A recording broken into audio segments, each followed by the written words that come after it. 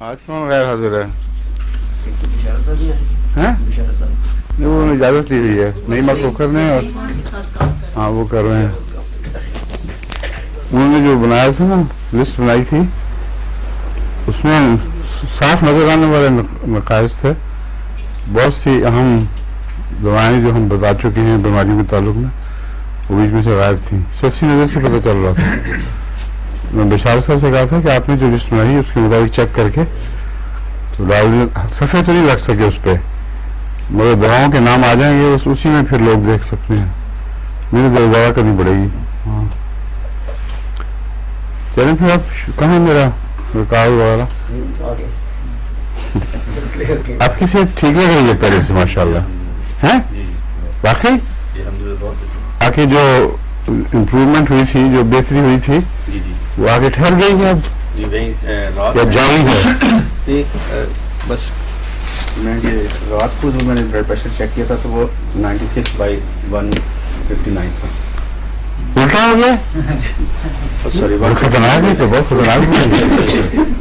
Last ٹال 59. آپ کا گوشت بات کر رہا ہوگا آپ سے. ہاں آگے چلیں. 159/96. اچھا، ابھی صبح جب وضو لیا تو 142/98 تھا. اتنا بڑی کیوں نہ جائے وہ اپنی صحت دیکھیں. ویسے ٹھیک ہے جی. چہرے سے تو اب لگتا ہے کہ آپ بالکل نارمل ہیں، لیکن کچھ تھوڑا سا آثار میں ہے کچھ شک. چہرے پہ جو جی شک کے آثار ظاہر ہوتے ہیں وہ کچھ اور بتا رہے ہیں. کیا بات ہے؟ تھوڑا سا چلنے سے یا زیادہ تھوڑا سا کام کرنے سے تکلیف ہوتی ہے.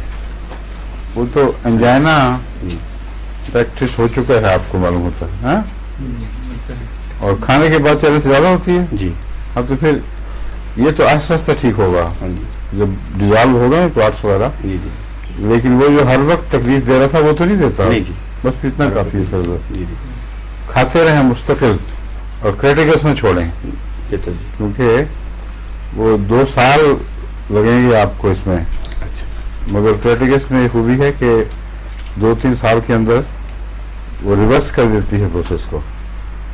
ٹھیک ہے. وہ جو آرٹیریل والز ہیں ان کو سپل کر دیتی ہے. ان کے اندر جو ڈپازٹس ہو کے اس کو سخت کرتے ہیں وہ بالکل سافٹ ہو جاتی ہے دوبارہ. ٹھیک ہے. اچھا جی، آپ شروع کریں گے. بوفو پڑھانا ہے؟ پڑھا چکا ہے. پھر تم کیا کر دیتے دوبارہ پھر سب کچھ بلا دوں گا. یہی تھی باقی تو انیشیا ہوگی ہو گئی جی. اور کالی آئیوڈیٹم نہیں اور ایپیکاک اور بوفو نہیں پڑھائی؟ پڑھا دی ہے. انیشیا ہی پڑھا دی. یہ اٹھا کے اس کو دوڑا کر لو، کہیں چھپا لو. ٹھیک ہے.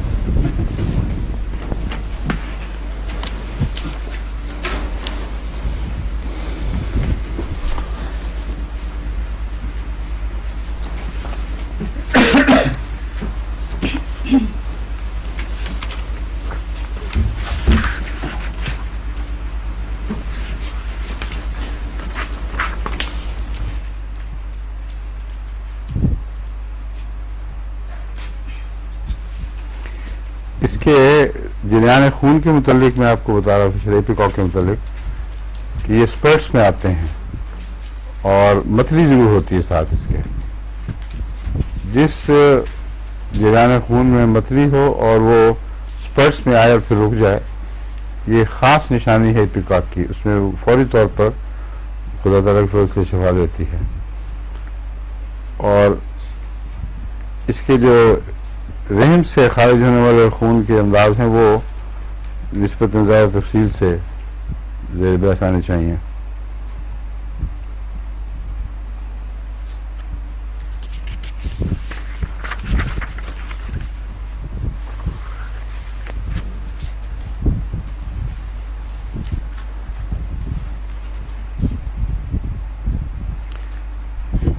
جب رحم کے اندر پیدائش کے بعد کچھ مادہ ٹھہر رہ جاتا ہے باقی، اس وقت اگر وہ ایپیکاک کا کیس ہو بھی، مریضہ کا عمومی کیس، تو اس کا بیہیویئر پھر اسپرٹ والا نہیں ہوتا، اس کا اپنا ایک انڈیپینڈنٹ بیہیویئر ہے جو ہر اس کیس میں جب پلیسنٹا رہ جائے یا کچھ اور اندرخوابی رہ جائے تو اس میں رحم ہر کیس میں ہر مریض کی صورت میں ایک ہی طرح بیہیو کرتا ہے.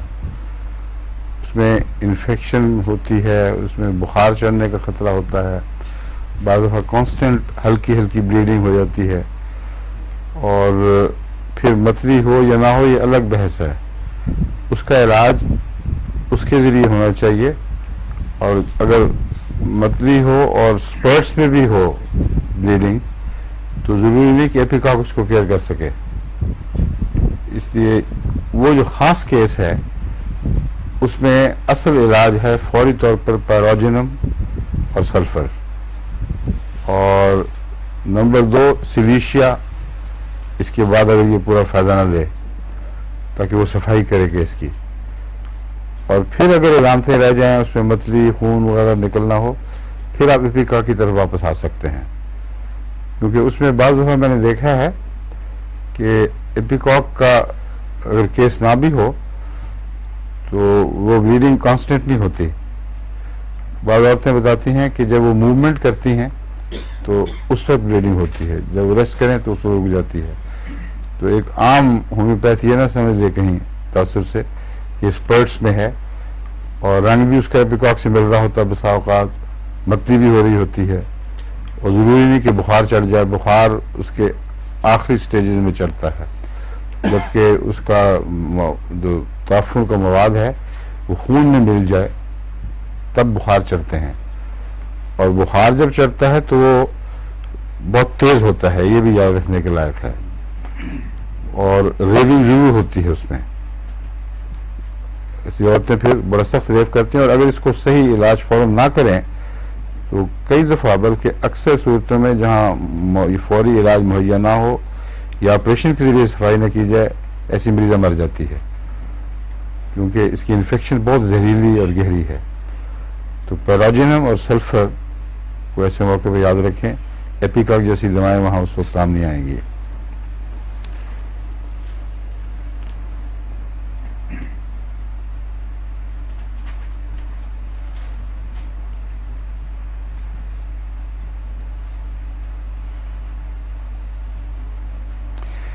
ایپیکاک اس کے برعکس عام جو یوٹرس کی بیماریاں ہیں خون بہنے والی ان میں کافی مفید ہے. یعنی اگر اس کی ہسٹری نہ ہو کہ بچہ پیدا ہوا ہے اس کے بعد یہ واقعات شروع ہوئے ہیں، اور ویسے ہی اس سے علاوہ کوئی تکلیف ہو جس کی تفصیل یہ ہے جو میں بیان کرنے لگا ہوں، اس صورت میں ایپیکاک کام آتی ہے. پھر وہ سلفر وغیرہ کی طرف دھیان نہیں جانا چاہیے.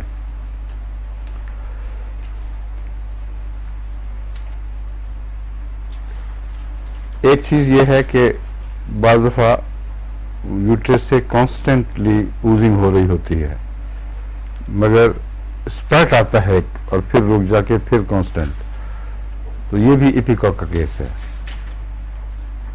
یعنی ایپیکاک کا یہ مطلب نہیں ہے کہ اس کا جو ایک دم جوش کے زور کے ساتھ جو خون بہتا ہے اس کے بعد لازماً مکمل آرام آئے اور بالکل بند ہو جائے.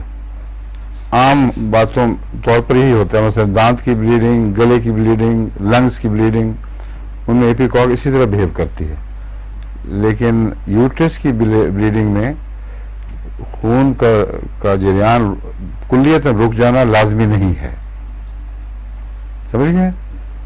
ایک لمبی ایک سٹیٹ ہوتی ہے، ایک ایسی صورتحال پیدا ہو جاتی ہے کہ ہر وقت کچھ نہ کچھ خون رستا رہتا ہے. دائم الوریز عورتیں ہیں جن کے رحم میں کچھ خرابیاں پیدا ہو گئی ہیں، ان میں اگر اسپرٹ آئے اور پھر وہ کم ہو جائے اور متلی ساتھ ہو تو اس پہ آپ بے شک ایپیکاک دیں.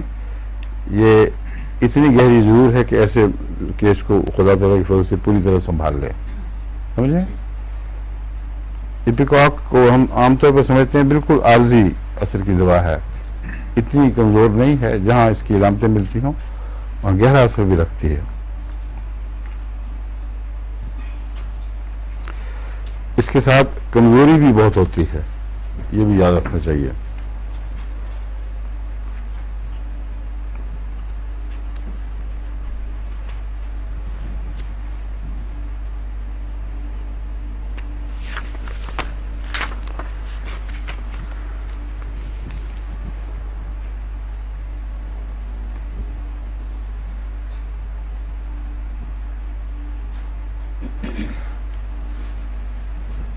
اگر پلیسنٹا والا کیس جو میں نے بیان کیا ہے اندر کچھ رہ گیا ہے حصہ وہ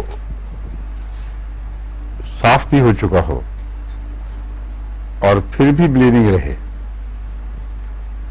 اور ایک مستقل بد اثر بلیڈنگ کا پیچھے رہ جائے تو پھر فاسفورس اس کی چوٹی کی دوا ہے.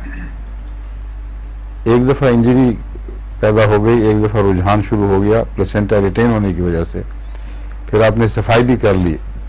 بعض عورتیں آتی ہیں کہ ڈی این سی ہم نے کروا لی ہے لیکن بلیڈنگ نہیں رک رہی, حالانکہ اصولاً رک جانی چاہیے. اس وقت فاسفورس دوا ہے اور یہی دوا ہے, یعنی اب تک جو ہمارے علم میں ہے اس جیسی کوئی دوا اثر نہیں کرتی اور یہ معین دوا ہے اس موقع کی.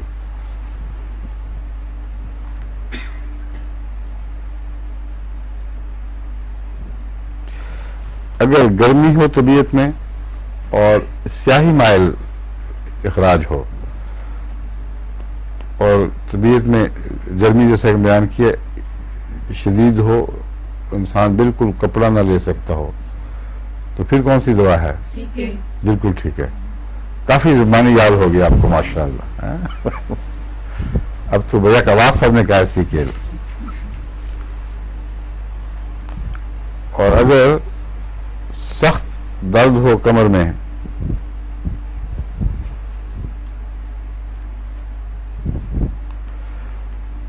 اور کڈنی کے ریجن میں شوٹنگ پینز ہوں پھر کیا دیں گے؟ کالی کاپ.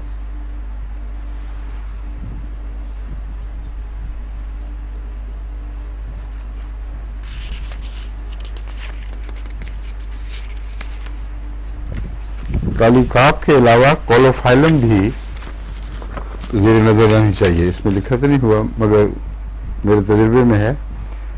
عام طور پر کالی کاپ کی جو دردیں ہیں وہ اسٹیشنری ہوتی ہیں اللہ ماشاءاللہ.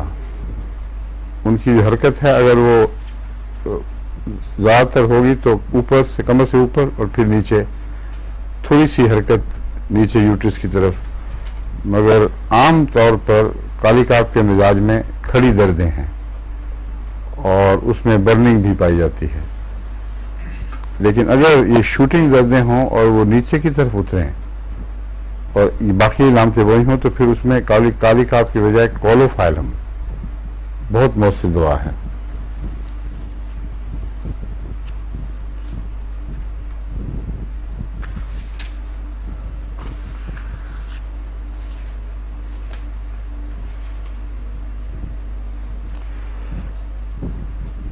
اگر لمبے عرصے تک بلیڈنگ ہو چکی ہو اور پھر مریض آپ کے پاس آتا ہے تو چائنا نہ بھولیں, کیونکہ لمبے کرونک بلیڈنگ کے اثر میں چائنا بہت اہم دوا ہے.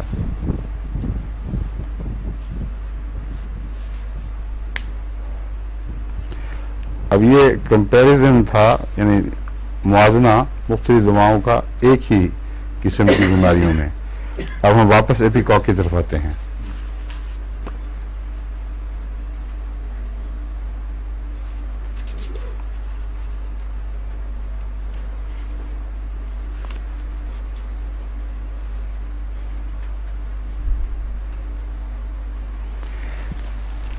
اس کی جو کامن کولڈ ہے ایپیکاک میں, اس کا بیہیویئر یہ ہے, سیٹلز ان دا نوز, پھر رات کے وقت نوز زیادہ سٹف ہو جاتا ہے اور چھینکیں پھر بہت آتی ہیں اس وقت, اور جو کولڈ ہے یعنی نزلہ وہ نیچے کی طرف حرکت کرنا شروع کرتا ہے ناک سے لنگز کی طرف, اور یہ ٹریکیا اور نیچے اترتا ہے اور اس کے نتیجے میں ایک ہورسنس پیدا ہو جاتی ہے, رونیس پیدا ہو جاتی ہے, کچا کچا ہو جاتا ہے. برونکیل ٹیوبز جو ہیں وہ درد محسوس کرتی ہیں اور سفوکیشن کے حملے بھی ہوتے ہیں, جیسا کہ ابھی دمے کے ابتدائی آثار ہوں. یہ دموی آثار اس کی پہچان ہے ایپیکاک کی. اگر نزلے کے ساتھ, اب اس بات کی طرف میں آپ کو لے کے آیا ہوں, ویسے آپ کے لیے مشکل ہے سب باتیں پہچاننا، مگر دمے کا تصور دماغ میں ہے. جو نزلہ بھی شروع ہو کر ناک سے شروع ہو کر نیچے کی طرف اترے اور یوں محسوس ہو جیسے دمہ ہو جائے گا، اس وقت ایپیکاک اگر دیں تو خدا کے فضل سے کیوریٹو ہوتی ہے، بالکل صاف ہو جاتی ہیں دمے کی علامتیں. پیر صاحب کو میں نے کیا دیا تھا، اس میں ایپیکاک تھا. پھر فرق پڑا تھا Yes. کہ نہیں؟ پڑا تھا. واقعی اس سے بہت گرا تھا نزلہ. ٹھیک ہے. اصل ان کو فائدہ ہوا ہے اس سے بھاپ سے، جو کلاسیکل ہوتا ہے نا ہمارے ملک میں، کلاسیکل علاج بڑی بوڑھیوں کا والا، وہ مشہور ہے بڑی بوڑھیوں والا علاج. حالانکہ بڑے بوڑھوں کا بھی وہی علاج ہے، خواہ وہ جوان ہی ہوں کتنے ہیں. وہ ہر دوا جب فیل ہو گئی تو رات میں نے وہ بھاپ لے لی چادر پہن کے، اور صبح کہہ رہے تھے میں بہت بہتر ہوں. ہاں اب تقریر بھی کی آپ نے صبح کیسے صاف ستھری کی.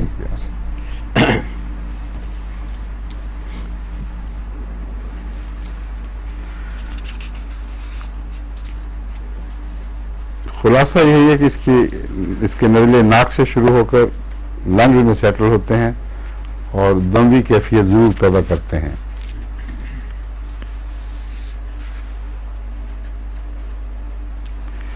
ہاں، اور نزلے کے ساتھ بلیڈنگ کا وہ بھی سلسلہ جاری ہوتا ہے اسپرٹس میں. نزلے میں اچانک آپ سونگ کریں گے تو ایک دم خون نکلا ہے، پھر بند ہو جائے گا. اور یہی جب گلا خراب ہو اس کا، اس وقت بھی یہی ہوتا ہے. دانت میں بھی کبھی ایک دم اسپرٹ آئے گا اور پھر بالکل ٹھیک ہو جائے گا، پھر ایک وہاں جمع ہو جاتا ہے کچھ ایسا حصہ جو ریلیز ہو جاتا ہے. پھر اس کا چہرہ ہمیشہ فلش ہوا ہوتا ہے، پیل نہیں ہوا کرتا اس میں ایپیکاک میں.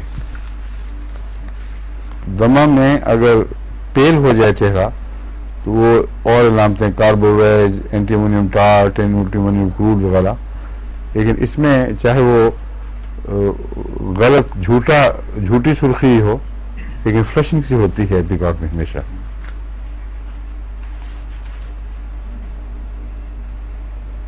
اور جب اس کو ملیریا ہو ایپیکاک والا تو پھر اتنی شدید سردی ہوتی ہے کہ پوری بتیسی دانتوں کی چٹر کرتی ہے یوں ٹک ٹک ٹک ٹک. ہاں، اور بچہ جو ہے وہ سردی سے وائلنٹ ہو جاتا ہے. اتنی شدید سردی ہے کہ وہ بے حد، یعنی اس میں اندر ایک جوش پیدا ہو جاتا ہے کہ کیا ہو رہا ہے میرے ساتھ.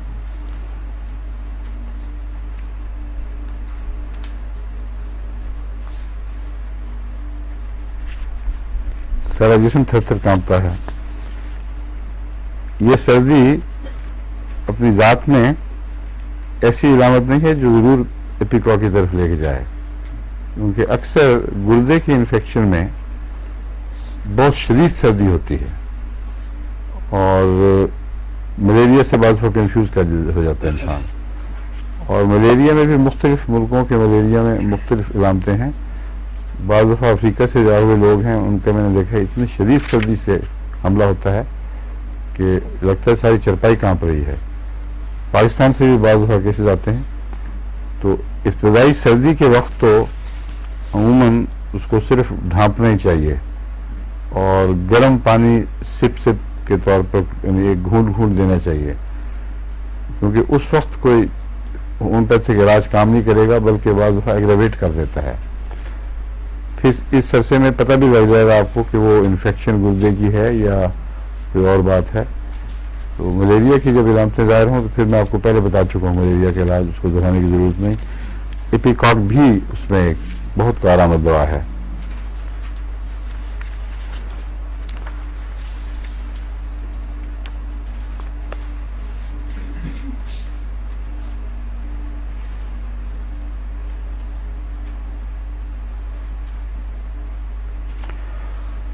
دمے میں عموماً اگر دمہ ہو جائے تو بعض لوگ ایپیکاک رکھتے ہیں ہمیشہ پاس، کیونکہ فوری ریلیف کے لیے کچھ نہ کچھ، خواہ وہ کیوریٹو نہ بھی ہو، ایپیکاک ضرور کام کرتا ہے.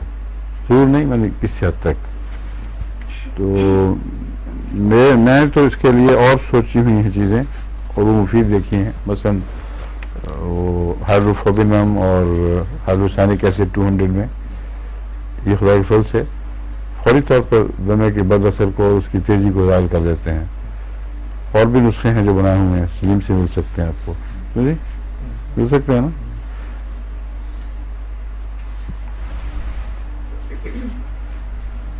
اور ایک نسخے کا نام میں نے رکھا ہوا تھا اس کا الفا والا نسخہ، اس کی بیٹی کے وہ ایک دم کام آیا تھا. جی الفا ٹھیک ہے کہ نہیں؟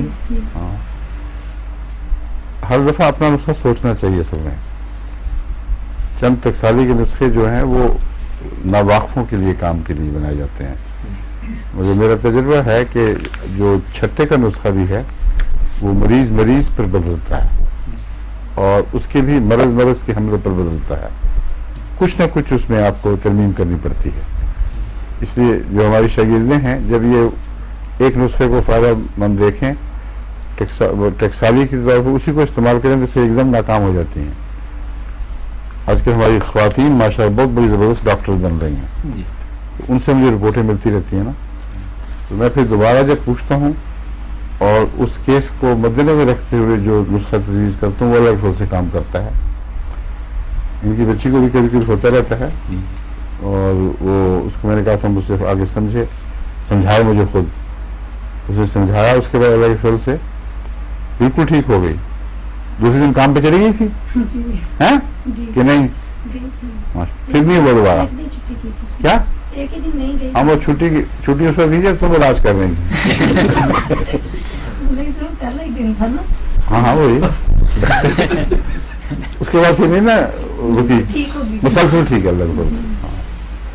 تو ہو جاتا ہے اللہ کے فضل سے مریض ٹھیک ہو جاتا ہے. دمہ قابو آنے والی بیماری ہے، یہ غلط فہمی ہے کہ ہاتھ سے نکل جاتا ہے. میرے پاس تو جب بھی کیسز آئے ہیں دمے کے اللہ تعالیٰ کی اس سے فوری شفا ہوئی ہے. مستقل علاج کرنا پڑتا ہے بعد میں، وہ لوگ چھوڑ دیتے ہیں پھر حملے ہوتے ہیں، لیکن ہر حملہ گزر جانے کے بعد لازم ہے کہ آپ اس کا مزاج سمجھ کے اس کا مستقل علاج کریں.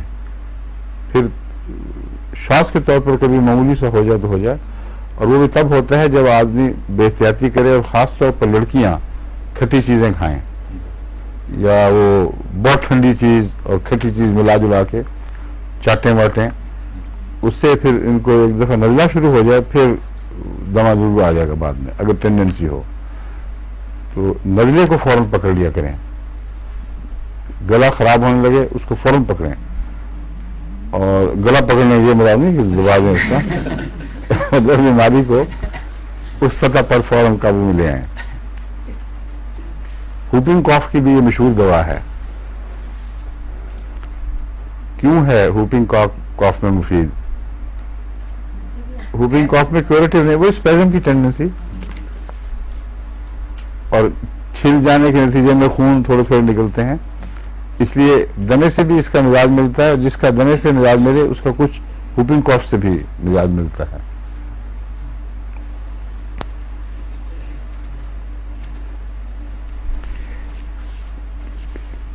یہ جب زیادہ گہرا اثر کرتی ہے تو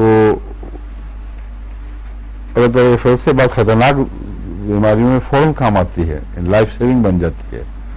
ٹیٹنس میں اگر اس کی علامتیں ہوں، متلی ہو، فلش ہو چہرے کا، تو اور ریجیڈیٹی تمام جسم جو ہے وہ پتھر بن جائے، ایسی صورت میں ایپیکارٹ غیر معمولی فائدہ مند دوا ہے. اس لیے وہاں اس کو بھولنا نہیں چاہیے.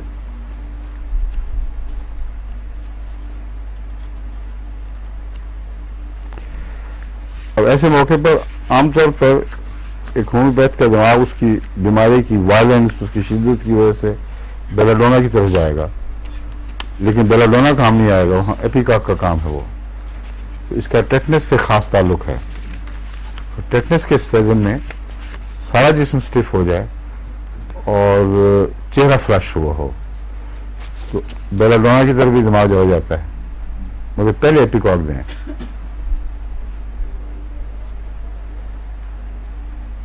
اور ایک اور دوا ہے فائسوسٹگما، جس کا اس کے تشنج سے تعلق ہے، اس ٹیٹنس کے تشنج سے. یہ ہے یا غلط ہے؟ یہ آپ کے چہرے پہ کوئی شک ہے؟ آپ دیکھ لیں، چیک کر لیں. ہاں نہیں ہو سکتا ہے بڑی دیر ہی پڑے ہو، مجھے یاد نہ رہا ہو، کیونکہ کئی باتیں بیچ میں پرانی یادداشت سے بیچ میں کرتا جاتا ہوں، وہ تازہ نوٹس سے تعلق نہیں رکھتی، اس لیے بہتر یہ ہے کہ چیک کر لیا جائے ان کو.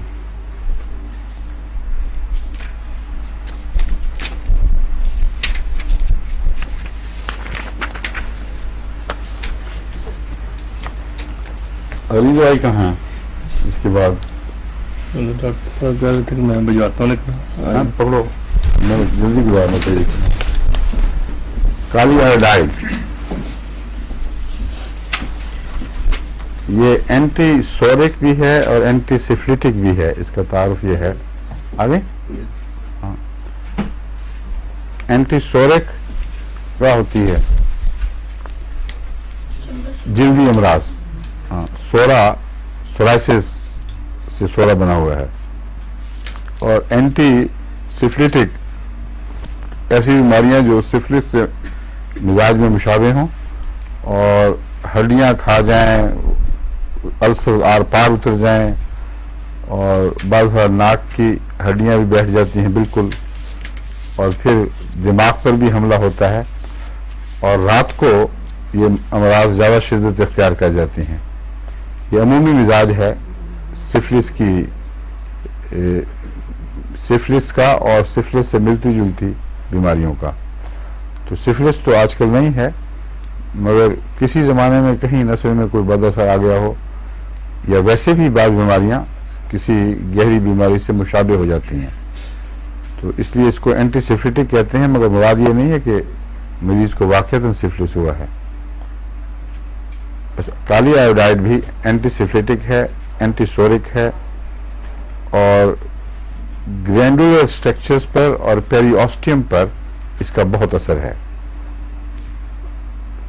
گلینڈز، پیری پتہ کیا ہوتی ہے؟ ہڈی کے گرد لپٹی ہوئی باریک جھلی، جس میں باریک نرو کے ریشے بھی ہوتے ہیں، اس کو پیری کہتے ہیں. ان پہ اگر چوٹ لگ جائے اور وہ زخمی ہو جائیں تو بہت مشکل سے ٹھیک ہوتی ہیں، لمبے عرصے تک وہ تکلیف دیتی رہتی ہیں. وہ اعصاب نرو جو کچلی جائیں، جو ہڈی کے ساتھ جھلی میں دبی ہوئی ہوتی ہیں. اس لیے اس کے متعلق یاد رکھنا چاہیے کہ کالی آیوڈائڈ بھی ان کے علاج میں مفید دوا ہے. اور روزمرہ کے طور پر ہائپیریکم ان کے ساتھ زیادہ گہرا تعلق رکھتی ہے.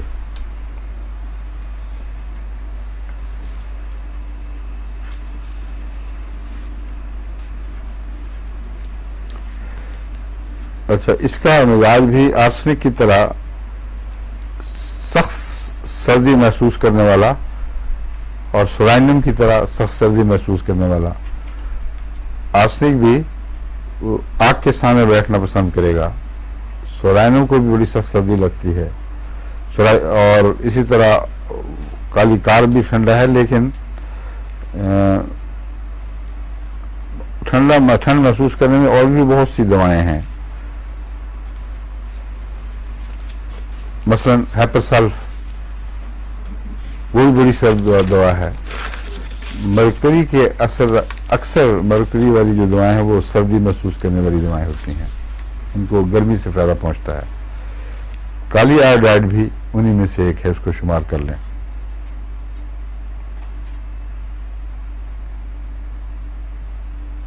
معاف کرنا، کالی آیوڈائڈ اس کلاس میں ہونے کے باوجود ٹھنڈی دواؤں میں شمار نہیں ہوگی. یہ تھا اصل بات. پوٹیشیم ٹھنڈ پیدا کرتا ہے، لیکن آیوڈائڈ جو ہے وہ گرمی پیدا کرتا ہے. اس لیے یہ ان دونوں کی آمیزش کے نتیجے میں اس دوا کا آخری مزاج گرم بن گیا ہے. سمجھے؟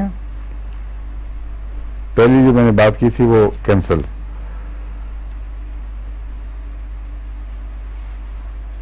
دو باتیں کالی آیوڈائڈ کے مزاج میں ہیں. ایک تو قبض اتارے گا، پھینکے گا، اور اس لحاظ سے CKL کے زیادہ قریب ہے ہنسنے کی بجائے. اور دوسرے ہر وقت حرکت پسند کرے گا. اور عجیب ہے کہ جب وہ ایک جگہ ٹھہر جائے یا لیٹ جائے تو تھک جاتا ہے، یعنی احساس تھکاوٹ کا آرام سے آتا ہے، اور جب وہ حرکت کرے تو پھر چین آتا ہے. یہ کہاں سے مزاج لیا اس نے؟ آیوڈم سے. آیوڈین کا مریض جو ٹپیکل ہے وہ نچلا بیٹھ ہی نہیں سکتا. یہ کیا لفظ ہے؟ نچلا ہے یا نچلا ہے؟ یہ دونوں طرح سنے گئے ہیں. ہاں نچلا اور کیا ہے؟ نچلا یا نچلا؟ ہاں ہاں نچلا ہی ہے. تشدید اس پہ ہوتی ہے نا. میں بھی نچلا ہی پڑھا کرتا تھا، مگر آج کو پتہ کوئی نہیں لگا. جگہ جگہ کریکشن بڑی آتی ہیں. پھر یہ ڈکشنری چیک ہی کرنے جا کے. ٹھیک ہے. ہاں تو نچلا نہیں بیٹھ سکتا. یہ آیوڈائڈ کا مزاج ہے. ٹھیک ہے.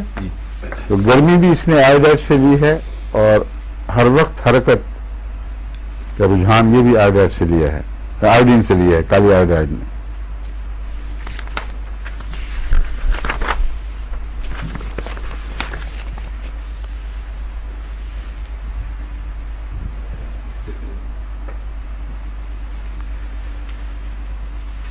اس کے مزاج میں ایک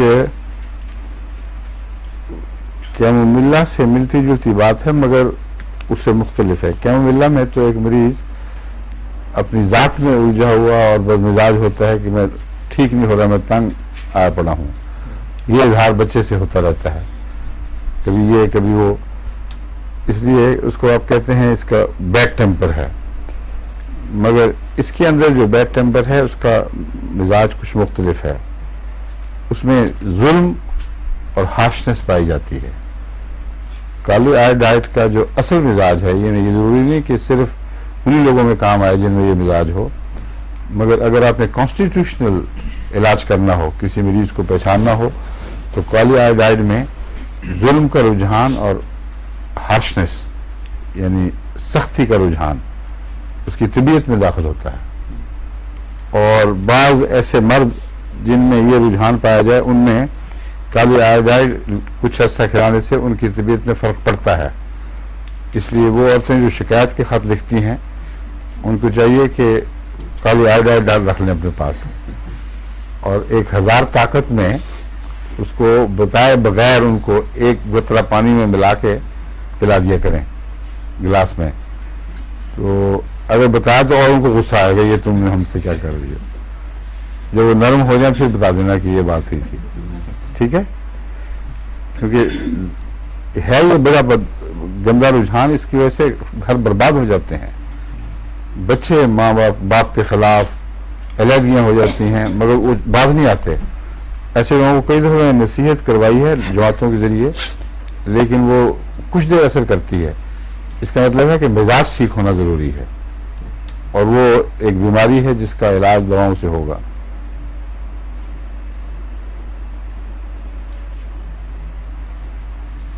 اب یہ دیکھیں، یہ بھی لکھا ہوا اس میں، harsh with his family and children and ابیوسو. گالیاں دینے کا شوق ہو جاتا ہے. چھوٹی چھوٹی بات پہ بچوں کو ایسی ماں باپ کی گالیاں دیتی ہیں کہ وہ اپنے آپ کو لگیں آنکھوں پہ آ کے. الو کا پٹھا بھی کہہ دیں گے.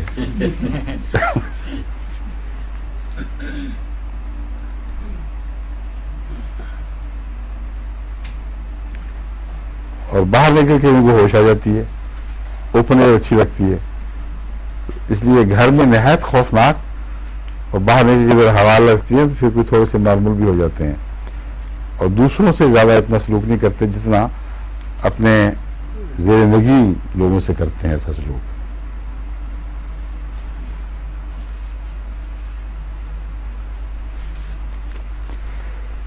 اس کے سر درد میں کرشنگ کا احساس ہے، جیسے کوئی زور سے دبا کے شکنجے میں لے کے اس کو دبا کے اس کو توڑ دینا چاہتا ہے. اس طرح سارا سر شکنجے میں آیا ہوا، اور ایسا شکنجہ جو دباؤ ڈال کر ہڈیاں توڑنا چاہتا ہو. یہ خصوصی احساس سر درد کا کالی آئیڈائڈ میں پایا جاتا ہے، اور پلسیشن بھی بہت ہوتی ہے، دھڑکتا بھی ہے درد.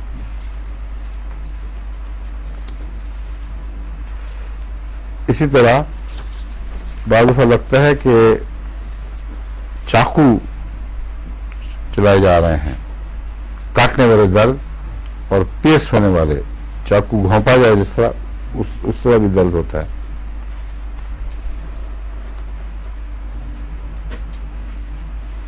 آنکھ کے اوپر کے حصے میں بہت، اور بعض دفعہ آنکھ کے بیچ میں سے وہ چاقو کی طرح چیرتا ہوا درد دماغ کی طرف حرکت کرتا ہے.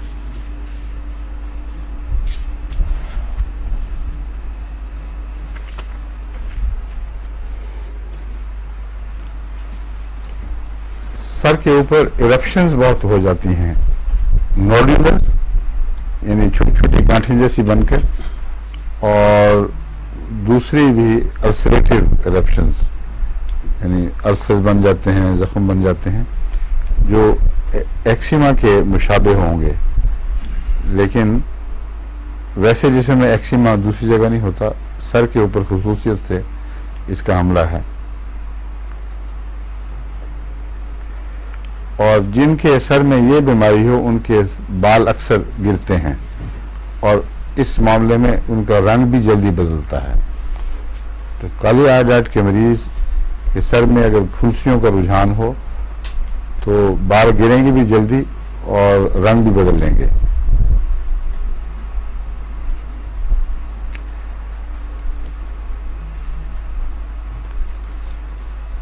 اور ایک چیز ٹھنڈ کی علامت اس نے کالی کارپ سے یہ لی ہے جو بالکل مزاج میں الٹ ہے مگر سردی کے لحاظ سے مشترک ہے. کالی کارپ میں جسم ٹھنڈا رہتا ہے لیکن معروف جگہ گرم ہوتی ہے. یاد ہے نا آپ کو یہ سب؟ کالی کارپ کا مریض ٹھنڈے مزاج کے، اس کو سردی بہت لگتی ہے، لیکن جو معروف جگہ ہے جہاں درد یا کسی بیماری کا حملہ ہے وہ گرم ہو جاتی ہے، اور بہت تیز گرم ہوتی ہے، یعنی محسوس ہونے کے لحاظ سے. اس میں جسم گرم اور معروف جگہ ٹھنڈی، تو ایک بالکل واضح پہچان ہے جو اس کو کالی کارپ سے ممتاز کر دیتی ہے. کالی آئیوڈائڈ، کالی کارپ، ان دونوں میں یہ فرق ہے.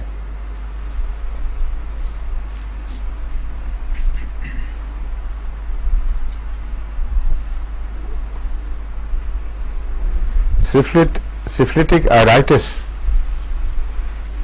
جس میں شدید تکلیف ہو، اس کا سفلٹک آئرائٹس میں تو آنکھ وغیرہ ضائع ہو جاتے ہیں بالکل، اس کا آئرس کھایا جاتا ہے بالکل، لیکن اس کا اگر ہومیوپیتھک علاج کیا جائے تو بعض ایسی دوائیں ہیں جو ان میں اثر انداز ہوتی ہیں. کالی آئیوڈائڈ بھی ان میں سے ہے اگر اس کا باقی مزاج ملتا ہو. جو اس میں چوٹی کی دوائیں ہیں وہ اسٹیفیسیگریا ہے، ہیپرسلف ہے، نائٹرک ایسڈ ہے، مرکیوریس ہے، کالی آئیوڈائڈ بتا چکا ہوں. یہ وہ دوائیں ہیں جو سفلٹک آئرائٹس میں آپ کو، یا کوئی بھی آئرائٹس ہو، آپ کو کیا پتا کہ سفلٹک ہے کہ نہیں، اس میں بہت مفید ہے. آئرائٹس کی علامتیں ڈاکٹر مجیب الحق صاحب آپ کو بتائیں گے. آئرائٹس میں حضور یہ بڑی پہلے تو یہ کہ درد کافی ہوتی ہے، اور یہ جو آئرس اس کو کہتے ہیں جو پتلی کے گرد حضور جو رنگدار جالے ہوتے ہیں بنے ہوئے، جی حضور، اور اس میں پھر یہ جو سوزش پتلی کو گھیرے ہوئے جو سیاہ حصہ ہے نا، جو براؤن ہوتا ہے یا کچھ رنگ کا، مگر اس میں دیکھیں گے تو باقاعدہ موزائکس ہوتے ہیں جی بنے ہوئے. ہاں، یہ اسی کی وجہ سے رنگ وہ جو مختلف رنگ ان کا ہے، تو یہ دیکھنے سے بہرحال نظر آئے گا کہ وہ سرخی بھی اس کے گرد اور درد، یہ ساری چیزیں. اور پھر بہرحال یہ آنکھ کے اوپر بھی درد اس کی وجہ سے ہو سکتا ہے، اور زخم اگر ہوں کہیں اس میں ناسور. ایک اور اس میں پھر بڑھ جائے اگر حضور، تو پھر وہ جو آئرس چونکہ وہ انڈیپینڈنٹلی ہوتا ہے، تو وہ اگر ایڈیشنز ہو جائیں تو پھر اس کی وجہ سے پھر وہ پتلی کا شکل چینج ہو جائے گی، اور پھر وہ اکوموڈیشن وغیرہ یا دھوپ زیادہ لگے گی تو نہیں بند ہو سکتا، تو دوبارہ اس کو بند نہیں کر سکتا. سینسٹیوٹی جو ہے روشنی کی، اس کے مطابق آنکھ اپنے آپ کو اپنے فوکس کو تبدیل نہیں کر سکتی جی ضرور درد کی وجہ سے. ایڈہیشن جلد کا حصہ دکھ جاتا اور پھر ایڈہیشنز اگر ہو جائیں آگے پیچھے. ہے تو پھر مستقل نقصان پہنچ جی گیا جی نا. جی لیکن درد کے نتیجے میں بھی ایسا ہو جاتا جی ہے جی جی کہ وہ نارمل عام طور پر جو متعلقہ عضلات کو کام کرنا چاہیے درد کی وجہ سے پورا نہیں کر سکتے. ٹھیک ہے. تو ہے یہ بہت تکلیف دہ بیماری. اس میں سفلٹک اس کا نام رکھا ہوا ہے اس زمانے کے ڈاکٹروں نے جنہوں نے سفلس کے دور میں اس کو بیماری کو زیادہ دیکھا ہے. مگر آج کل تو اس کو سفلٹک کہنے کی ضرورت ہی نہیں. آئرائٹس میں ہیپاسلف نائٹرک ایسڈ کالی آیوڈائڈ اور اسٹیفیسیگریا یہ چوٹی کی دوائیں ہیں.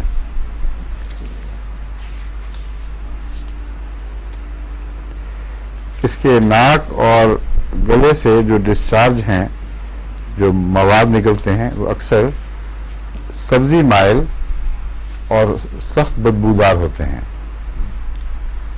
سبزی مائل ہونا بتاتا ہے کہ ان میں کئی قسم کے جراثیم پل رہے ہیں اور بدبو بھی تعفن بھی علامت ہے کہ بہت جلدی جو صورتحال بگڑ رہی ہے.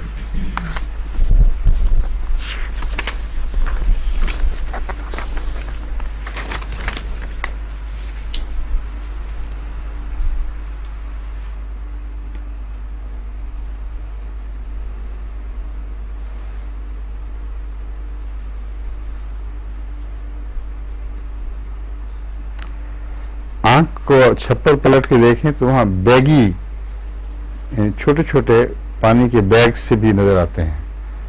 یعنی انفلیمیشن کی وجہ سے پھول کے تو وہاں چھوٹے چھوٹے پانی کے بیگز بن جاتے ہیں اور را ہو جاتی ہے سطح بلیڈ بھی کرتی ہے.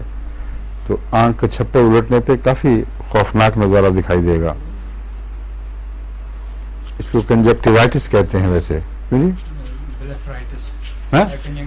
کنجنکٹائیوا کا ہی وہ حصہ ہے. ہاں ہاں اصطلاحاً بلیفرائٹس ہومیوپیتھی میں تو بلیفرائٹس کے لیے کنجکٹیوائٹس لکھا ہوا جو وہ لکھا ہوگا وہ ہے کنجنکٹائیوا کا حصہ ہے. ہاں ہاں ٹھیک ہے. ٹیکنیکلی کنجکٹیوا کا حصہ ہے اندر کا پورا وہ جی ضرور. اس لیے اس کو یہ کنجکٹیوائٹس بھی کہہ ٹھیک ہے. دیتے ہیں. ٹھیک ٹھیک ہے. ہے.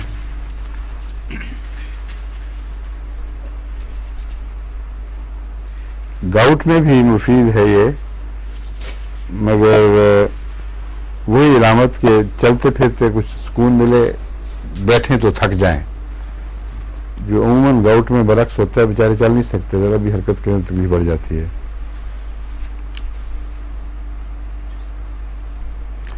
یہ جو علامت ہے چلنے پھرنے سے کچھ سکون اور آرام سے فائدہ یہ اور کس دوا میں پایا جاتا ہے؟ رسٹاکس میں. تو رسٹاکس سے اس کا فرق کیسے کریں گے آپ پھر؟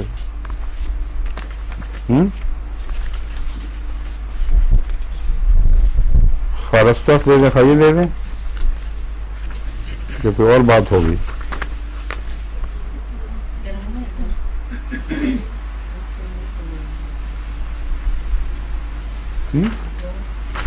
چلنے سے آرام دونوں کو گرمی چلنے سے گرمی. ہاں وہی تو ٹھیک ہے. رسٹاکس کا مریض ٹھنڈا ہوتا ہے اور اس کا مریض گرم ہے. اور ایک اور بات یاد رکھنے کے قابل یہ ہے کہ رسٹاکس کا مریض کو حرکت سے آرام تو آتا ہے مگر کچھ حرکت کے بعد پھر وہ تھک جاتا ہے اور آخر پہ بیانیہ والی علامتیں دکھائی دینے لگ جاتی ہیں. اس میں جتنی دیر چاہے حرکت کرے کالی آئیڈ کے مریض حرکت سے تنگ نہیں آئے گا آرام سے آئے گا صرف. تو گرمی اور یہ مزاج اس کے ایسے ہیں جو بالکل اسے ممتاز کر دیتے ہیں رسٹاکس سے.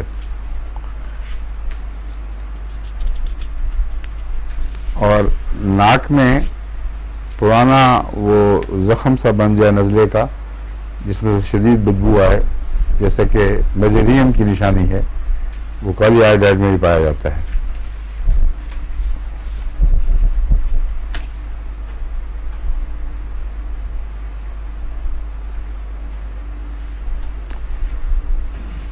گلے میں گہرے السرز بن جائیں ٹانسز بڑھ جائیں اور درد بڑھتا رہے ان کا اور السرز ان میں مستقل قرار پکڑ جائیں اور مزاج میں گرمی ہو اور حرکت سے نسبتاً آرام آتا ہو، اور اگر ساتھ وہ بدتمیزی اور ظلم کا مادہ ہو تو پھر تو کالی کار پین ہی اس کی دوا ہے۔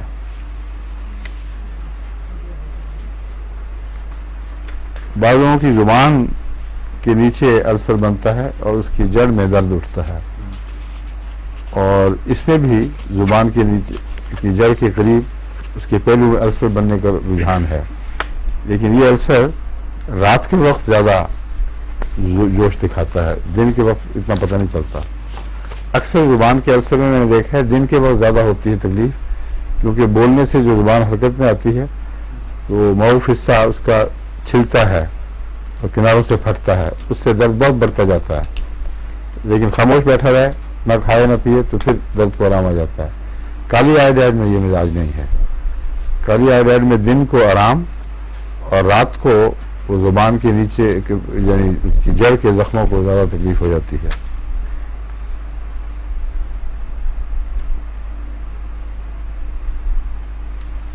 ایک اس کی علامت اچھی ہے ویسے مزے کی، کہ کولڈ ڈرنکس، آئس کریم یہ فائدہ دیتے ہیں، ہاں؟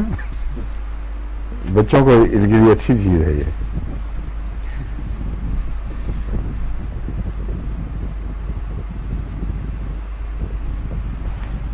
لیکن اگر زیادہ ہی ٹھنڈا پانی پینا شروع کر دو تو پھر اس کو متلی شروع ہو جائے گی۔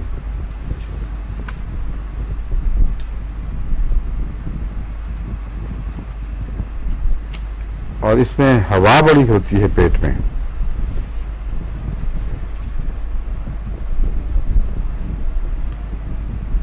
اور ایک چیز یہ ہے اس کی خاص جو یاد رکھنے کے لائق، اس میں ایک تضاد یہ پایا جاتا ہے کہ دل کا مرض جو ہو اس میں یہ حرکت کو فائدہ نہیں دیتی، بلکہ معمولی حرکت سے بھی دل فکر کرنے لگ جاتا ہے، سمجھے؟ اس لیے یہ یاد رکھنے والی بات ہے کہ حرکت عموماً تقریباً ہر مرض میں فائدہ پہنچائے گی سوائے دل کی تکلیف کے۔ آپ کو غور سے دیکھ رہا ہے، کیا بات ہے؟ ہاں کاریائڈ ہے؟ اچھا پھر شکر ہے، وہ باقی باتیں تو آپ میں نہیں ہے کاریائڈ ہے، ہوپ فلی ناٹ، ہے نا؟ اچھا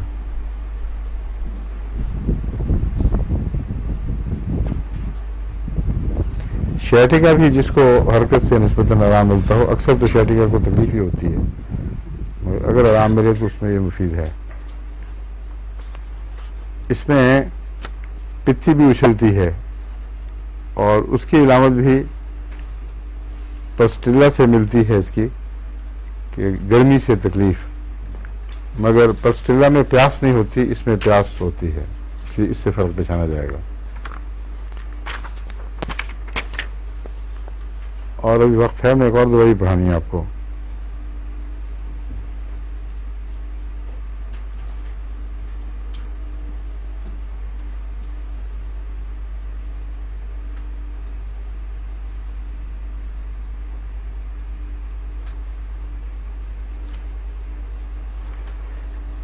ایسی پتھی جو بار بار اچھلے اور چند گھنٹے جوش دکھا کر پھر غائب ہو جائے، پھر آ جائے، پھر غائب ہو جائے، یہ خاص کالی آئوڈائڈ کا نشان ہے۔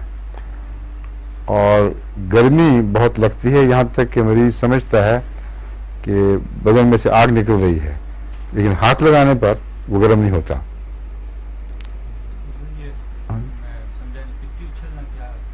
وہ جس کو کہتے ہیں نا چپاکی، ہاں ارٹیکیریا، ہاں ٹھیک ہے۔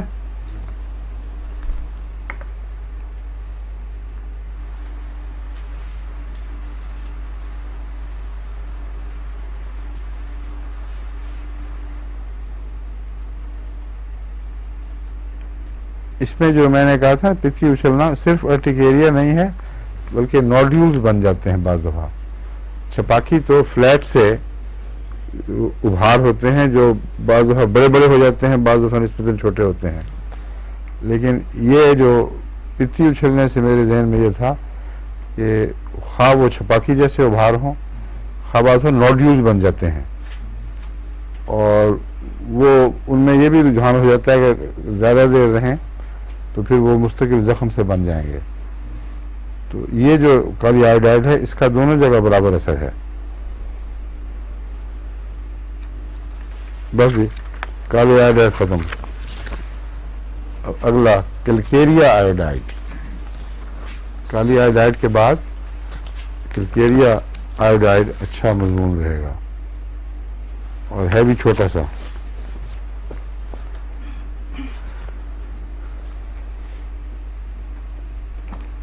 تمام علامتیں اس کی وہی ہیں گلینڈز کے تعلق میں.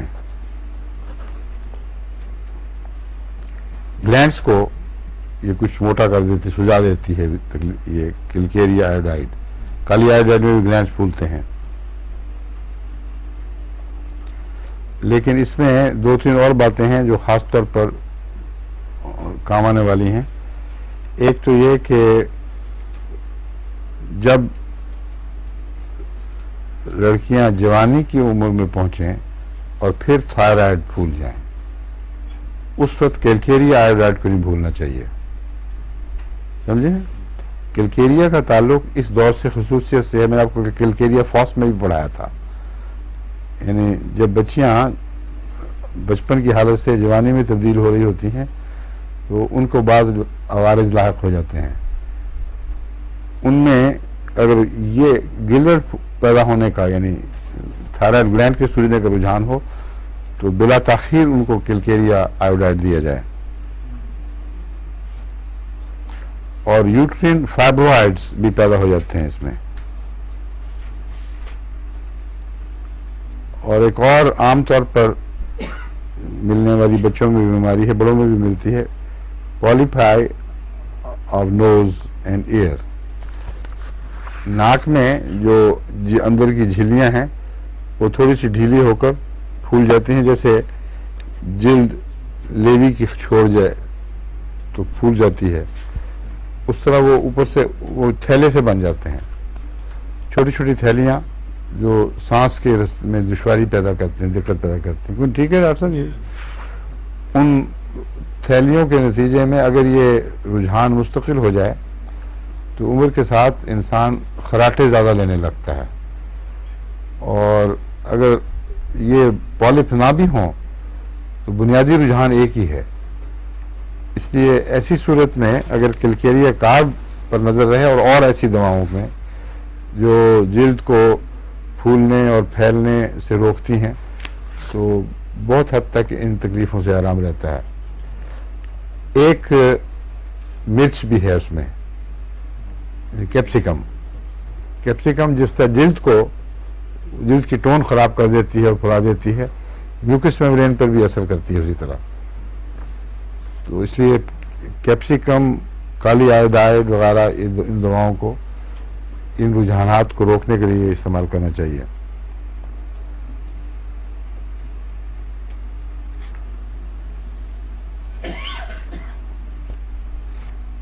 اس کے السرز جو ہیں وہ انڈولینٹ ہیں، کالی کی طرح ایکٹیو اتنے نہیں ہیں، اور یہ ایک پہچان ہے ان دونوں کی. کالی کارب میں جو السرز وغیرہ ہیں وہ وائلنٹ، ایکٹیو، شدید ہوتے ہیں، اور اس میں آ کر ٹھہر جانے والے انڈولینٹ، جیسے میں نے آپ کو بتایا تھا اسکولس میں وینز کی تکلیفیں ہوتی ہیں یا پائلز بھی ہوں تو لگتا ہے کہ وہ اب کسی نتیجے تک پہنچیں گی، لیکن وہ پہنچتی نہیں. وہ ایک ایسی درمیانی حالت میں اٹک جاتی ہیں، نہ وہ ادھر کی نہ ادھر کی. تو ایسی ویریکوس وینز میں بھی آپ کو میں نے بتایا تھا اسکولس مفید ہے، اور کیلکیریا آیوڈائڈ بھی ایسی ویریکوس وینز میں مفید ثابت ہوتی ہے.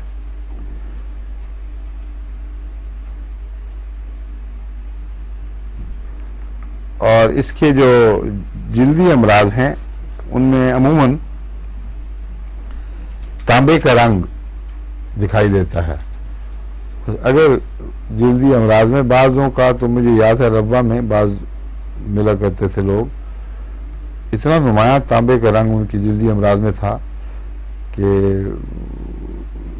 فوراً دوا یاد آتی تھی کوئی، ایک یہ نہیں اور بھی ہیں بعض دعائیں، اب مجھے یاد نہیں کسی کیس میں ہاں برومیٹم اس میں بھی ہے، اب مجھے یہ یاد نہیں کہ کسی مریض کو میں نے کیا اور وہ ٹھیک ہو گیا، یہ بالکل یاد نہیں.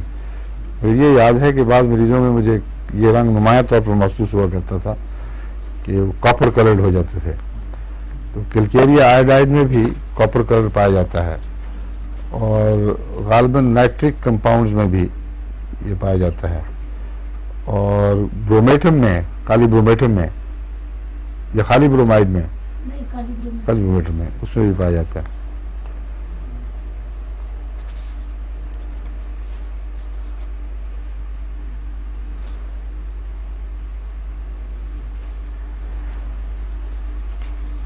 بال بھی گرتے ہیں، یہ اب بال بڑے گرتے ہیں لوگوں کے، ہر بیماری میں، ہر دوا میں مل جاتا کہیں نہ کہیں. اب کوئی ایسا نسخہ جو بال گرنے سے روک دے ٹکسالی کا، یہ میرے علم میں کوئی نہیں آیا.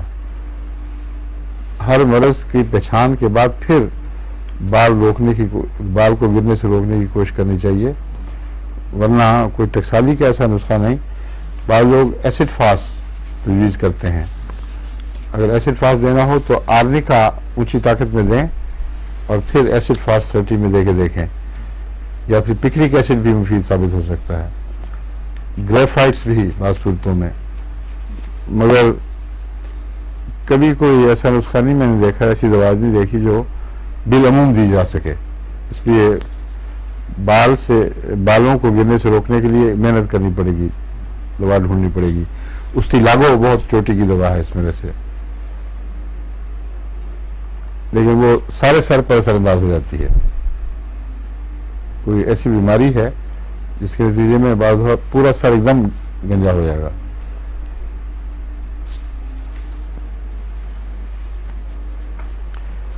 اچھا، ایک چیز یاد رکھنی چاہیے، ہومیوپیتھ آپ کو اکثر ہومیوپیتھ اس بات کو اچھی طرح نوٹ کر لیتے ہیں کہ کلکیریا کے بعد سلفر نہیں دینی، حرام سمجھیں، کیونکہ وہ نقصان پہنچا دیتی ہے.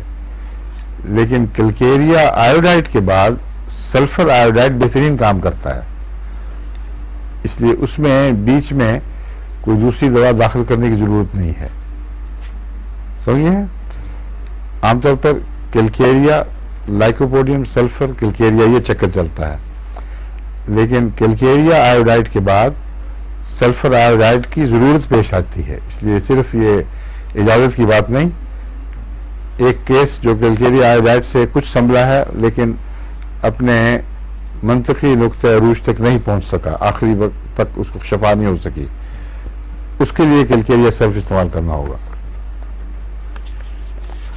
اور کاربولک ایسڈ، کیوں یہ گنگن سی آوازیں آ رہی ہیں، کیا ہو رہا ہے؟ سلفر آیوڈائڈ کی بجائے آپ نے کوئی دوسرا کہہ دیا. سلفر آیوڈائڈ کچھ اور کہہ دیا تھا؟ کہ سلف کا سوری تو یہ سلف نہیں، سلفر آیوڈائڈ، ٹھیک ہے. کاربولک ایسڈ بھی ایک بہت اہم دوا ہے جس کا صابن کسی زمانے میں آیا کرتا تھا، ہے نا، وہ سرخی مائل سا، لائف بوائے میں بھی یہی ہوتا تھا.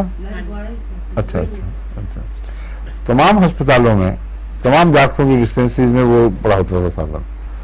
اس کی بو سے میری بڑی گھبراہٹ ہوا کرتی تھی. وہ کاربولک ایسڈ کی اب خاصیتیں سن لیں، یہ بہت اہم دوا ہے. اگر شہد کی مکھیاں زیادہ کاٹ گئی ہوں یا بھیڑ وغیرہ، اس کی وجہ سے خطرناک رد عمل ہوا ہو جسم میں، جو بعض دفعہ جان لیوا بھی ہو جاتا ہے، اس میں جو اسپیسیفک دوا ہے وہ کاربولک ایسڈ ہے. کاربولک ایسڈ کی 30 میں 1 خوراک 2 خوراکیں دینے سے ہی ایک دم آرام ملتا ہے.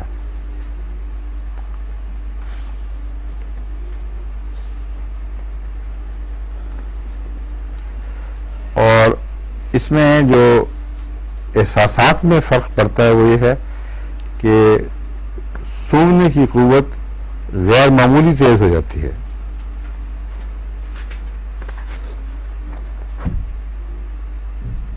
معمولی سا بھی ٹریس بھی کہیں ہو بدبو کا، وہ فوراً پتہ چلتا ہے.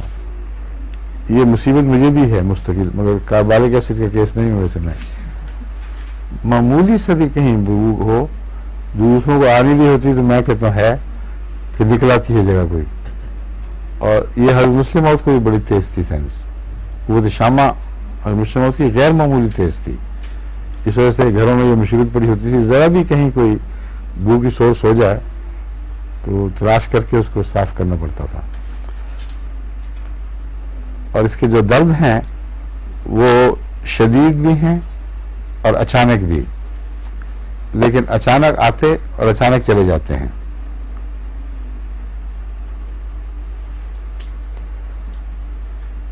اس میں جو وہ پایا جاتا ہے فالج، وہ سینسیشنز کا فالج ہے. یعنی ایک طرف تو قوت شامہ غیر معمولی تیز، اور بعض قوتوں میں، بعض چیزوں میں، احساسات میں، محسوسات میں فالجی اثر ملتا ہے.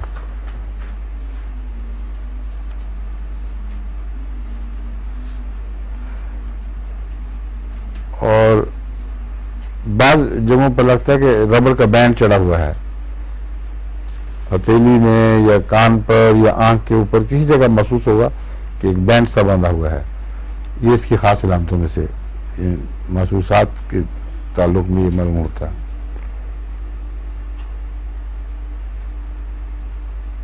عام طور پر لوگوں کے پیچز پڑ جاتے ہیں ہونٹوں کے اندر، گلے کے اندر، جو انفلیمیشن کے، سوزش کے. ابھی کل ہی کوئی آیا تھا مریض، وہ گلے کھول کھول کے دکھا رہا تھا، تو اس وقت مجھے یاد نہیں آیا کاربالک ایسڈ بھی اچھی دوا ہے.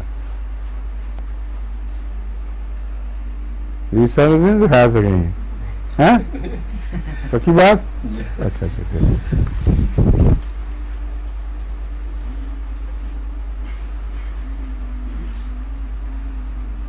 آنکھ کے اوپر نورالجیا، جو آنکھ کے دائرے میں ارد گرد اس کے پھیل جائے، وہ اگر دائیں آنکھ پر بیٹھے آ کے تو اس میں کاربالک ایسڈ بہت اچھی دوا ہے. بھوک اکثر غائب ہو جاتی ہے اور ہوا سے پیٹ بھر جاتا ہے، جو کسی جسم کے بعض حصے میں زیادہ ہوتی ہے. ایک تو فلیچولنس ہے، وہ ہر طرف پھیلی ہوئی، کہیں ایک طرف دباؤ آ جاتا ہے، کہیں دائیں طرف نیچے، کہیں اوپر بائیں طرف، دائیں طرف یا بائیں طرف. یہ جو ایک خاص حصے میں ہوا کا غیر معمولی زور، یہ علامت کاربالک ایسڈ کی ہے. اور اس لیے ہے کہ کاربالک ایسڈ جو تشنجی کیفیات پیدا کرتا ہے وہ چھوٹے دائروں میں کرتا ہے، اور چونکہ انتڑیوں وغیرہ کے کسی حصے پر اس کا اثر پڑتا ہے، اس لیے اس سے اوپر ہوا رکتی ہے. اس لیے جگہ جگہ ہوا کی پاکٹس بنے گی.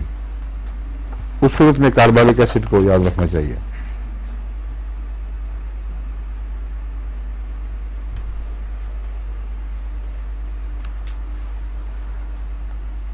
اور منہ کا مزہ بگڑ جاتا ہے، پیاس بھی مٹ جاتی ہے، بھوک کم ہو جاتی ہے، ہوا زیادہ اور منہ کا مزہ بگڑا ہوا.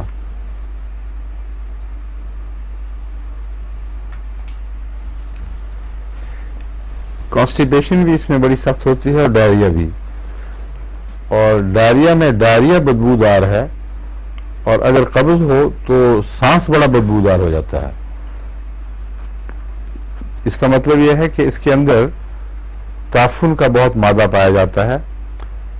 اگر قبض ہے تو کسی انفیکشن کی وجہ سے ہے. جو انتڑیوں کی جھلیاں ہیں ان میں کوئی جراثیم وغیرہ نے کوئی بد اثر ڈالا ہے، تو اس کی وجہ سے قبض ہوئی ہے.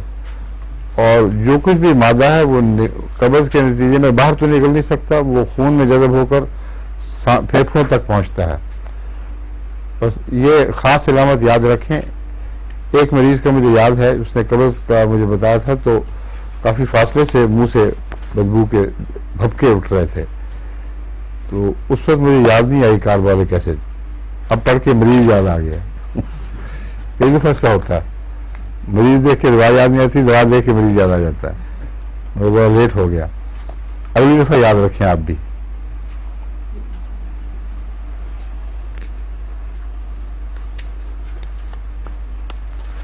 ہاں اس میں ایک اور چیز بڑی سخت ہے کہ وہ البیومنیریا، البیومن آتی ہے پیشاب میں، تو بعض دفعہ اتنی زیادہ آ رہی ہوتی ہے کہ وہ کالا ہو جاتا ہے پیشاب، کیونکہ اس میں جو بعض جھلیوں کے اوپر اس کا بد اثر پڑتا ہے نا، سوزش پیدا کر دیتی ہے، اس کے بد اثر کی وجہ سے البیومن آنے لگ جاتی ہے پیشاب میں، اور بالکل سیاہ پیشاب ہو جاتا ہے۔ جو سیاہ پیشاب ہے اس کے لیے اور کون سی دوا آپ کو بتائی ہوئی ہے؟ ٹیریبنتھیلم۔ ماشاء اللہ سب سے نمبر لے گئی آج، ماشاء اللہ۔ کیا نام ہے اس کا؟ عرفہ۔ کل تم غائب تھی، بیمار تھی، تمہارے ابا آئے ہوئے، تم نہیں آئی تھی، کیا بات تھی؟ وہ میرا کوئی کام تھا کرنے والا، وہ بیمار تو نہیں تھی نا؟ نہیں۔ اچھا،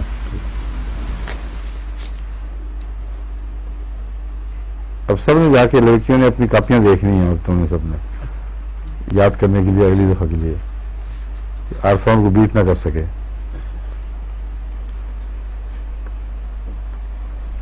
رات کے وقت اس کو پیشاب عام طور پر زیادہ آتا ہے، کئی بیماریوں میں یہ، کئی دواؤں میں یہ رجحان ہے، رات کو بار بار پیشاب آنا، اس میں بھی یہ پایا جاتا ہے، لیکن اس میں عام طور پر پروسٹیٹک انفیکشن کی وجہ سے ہوتا ہے یہ، جیسے کڈنیز پر یعنی گردوں پر یہ بد اثر ڈالتی ہے، یہ اس طرح پروسٹیٹ گلینڈ پہ بھی اثر ڈالتی ہے۔ اس میں بعض ڈاکٹرز کے نزدیک 1x میں یہ زیادہ مفید ہے۔ جب پروسٹیٹ گلینڈ کی تکلیف ہو اور رات کو بار بار اٹھنا پڑے، پیشاب کے لیے اٹھنا پڑے، اس میں یہ بہت مفید ہے، مگر بعض ڈاکٹر کہتے ہیں 1x میں۔ میں نے اس میں استعمال کبھی نہیں کی، اس لیے میں نہیں جانتا۔ اور بیک ایک جو بہت ایگونائزنگ ہو، عذاب ہو، اور جو نیچے اترے لائنز کی طرف یوں دونوں طرف، اس میں یہ بہت مفید ہے۔ اور ایک اور چیز، بچیوں میں اگر جوانی سے پہلے لیکوریا ہو تو اس میں یہ دوا بالکل نہیں بھولنی چاہیے۔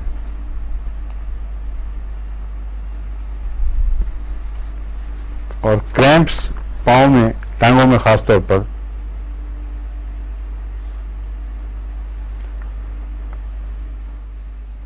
اور اسکن ایچنگ، ویسیکلز، برننگ پینز وغیرہ۔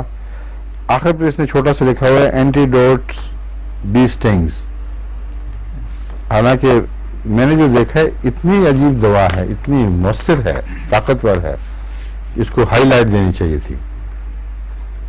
شہد کی مکھی کے کانٹے میں یہ بعض دفعہ وہ جان لیوا بھی ہو جاتی ہے اگر کسی کو الرجی ہو، تو ویسے تو ساری الرجی کی وجہ سے ہوتا ہے جو کچھ بھی ہے، لیکن بعض میں وہ خاص طور پر الرجی ہوتی ہے، وہ دیکھتے دیکھتے جان نکل جاتی ہے۔